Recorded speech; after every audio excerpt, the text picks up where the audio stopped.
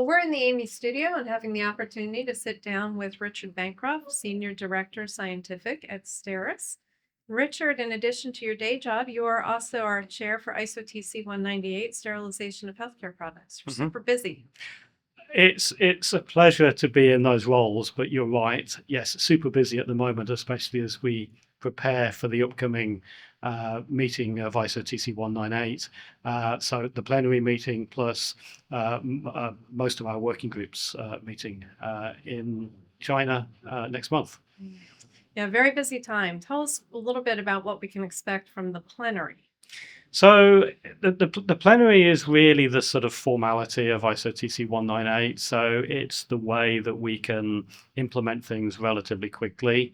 If we're doing resolutions, all we need is basically everybody nodding in the room, and we can move forward, as opposed to doing it sort of offline, if you like, which is a much longer process, 30, 60 days voting from the various country members. So it's our means of getting things done expediently. Absolutely. It's always great to have the national members of ISO TC 198 come in and reach those very important consensus decisions that affect the direction of the TC going forward in the work program. Now, speaking of work program, we have quite a few groups meeting that week in China. So what are you looking forward to as far as what work is going to get moved ahead during that time? Okay, so I don't want to sort of make out there's favourites in there, because all of the work is of course important. But ethylene oxide sterilization, working group 1 has been working with a lot of effort and enthusiasm on revising ISO 11135. Bit behind our preferred deadline, and when I say our preferred deadline, of course it's ISO that imposed the timelines on us, and 11135 has not been without its time challenges, but that is progressing. That's going to be one of the things that's being worked on. And it's a major revision too. It's a major revision, of course, yeah, which always opens a sort of technical can of worms. That there are certain things that you would think would be resolved over time, and largely there's a sort of a steady backdrop to the requirements that are stable.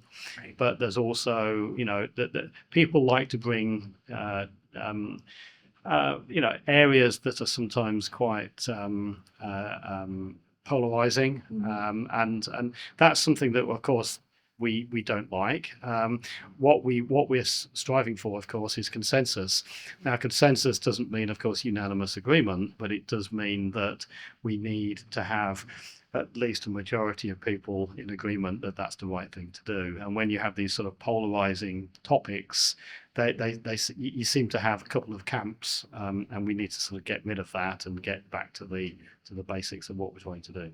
Yeah, well, no doubt they'll start to coalesce in October, and we'll see that document forward. It should be published by early next year. So that's the plan. Yeah. So the other thing, just talking generally as well about the meetings in China. So of course these are hybrid meetings, so a combination of virtual attendance as well as physical attendance.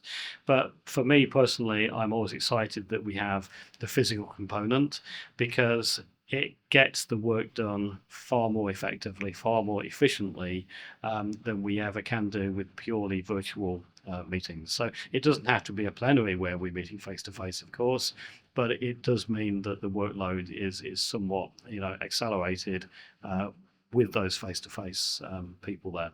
Yeah, there's definitely value in coming together in person, kind of having a meeting of the minds and helping to work things out. Absolutely. And understand each other's perspectives, different countries' perspectives. Yeah, So, indeed. Yeah. Well, thank you for sitting down with us. A lot to look forward to. And we look forward to updates coming out of the meeting later on this year. Look forward to seeing you in China. Likewise. Okay.